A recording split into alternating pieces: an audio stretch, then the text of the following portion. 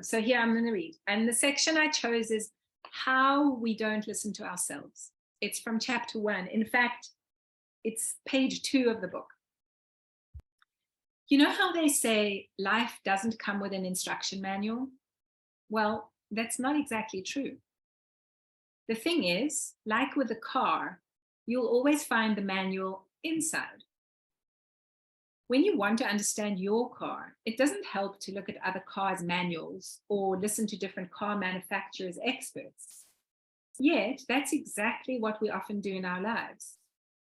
Even though we each know deep within ourselves what feels right to us, that's our manual. We constantly look outside for advice, and we doubt and override what we know within. And then we're confused when things go badly. If we consistently ignore the instructions in our inner manual, things will go wrong. When we repeatedly don't listen to our own truth, we eventually become depressed, anxious, unhappy in our jobs and relationships, overreactive, addicted to substances or our phone or work, distressed in our parenting. Just like Adriana and the other people you'll read about in this book. The book is full of stories from my practice and my life.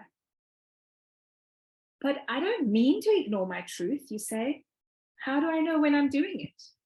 Well, there are signs.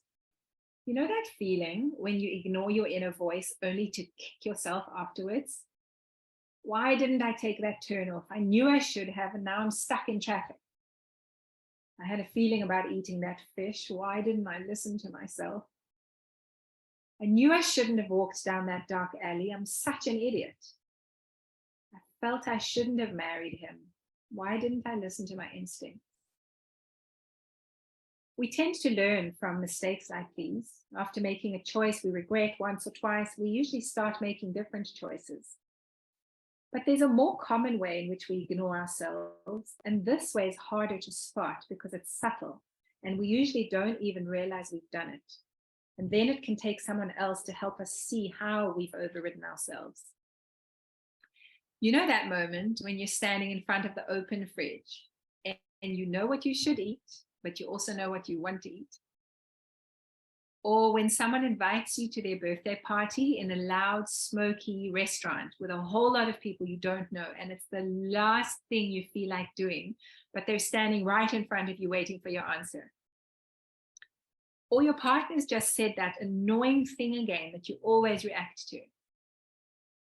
Split-second decisions are tough because you kind of know one choice is more self-loving, but you don't know if you can choose the one you'd prefer. You almost know what you want to do, but then you get scared because what kind of person does that? What will people think? Can't just do whatever we want. That's selfish. What if I fail? People will see the real me. I'll make a fool of myself. What if it's the wrong choice? What if I regret this later? What if I'm disappointed? What if I disappoint them? They won't love me anymore. It's tempting to just go along to keep the peace. It's not such a big deal, you rationalize. Yet, compromising on what you really want can become a way of living. And while it's really not such a big deal to do it once in a while, when you do it too often, things can go badly. I've seen it again and again in my practice. When you want to do something, but you don't because you doubt yourself, life gets stuck in unhappy ways. It begins to feel pointless, boring, difficult, and joyless. You feel anxious, you have less energy, you become ill. Overriding yourself can happen in a split second, but it's not always quick and easy. Sometimes there's something you really want, but you just can't let yourself choose it. You might freeze and feel as if you can't decide. You anguish over making a decision and take a long time with it. And if you eventually choose the thing you don't really want, you can feel resentful or sad. So take note.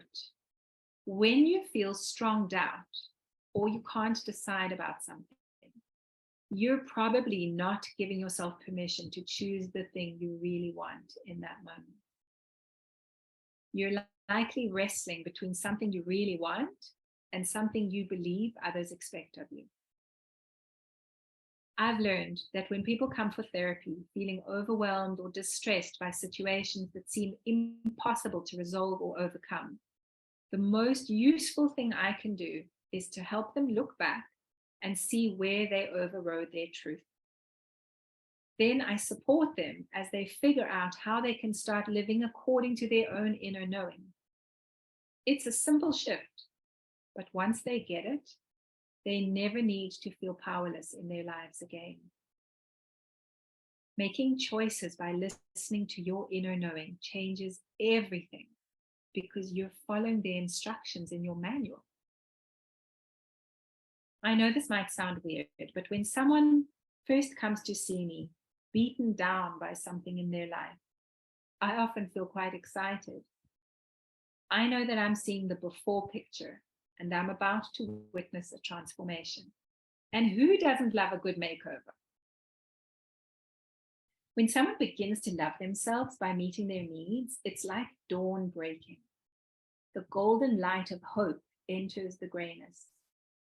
As they start to make daily choices guided by their inner truth, usually immediately because the method is so simple and easy to use, their lives quickly morph into what they've always wanted. I see tremendous transformations in my clients and everyone around them. Let me explain why. And I'm leaving you on that cliffhanger. That's cheeky.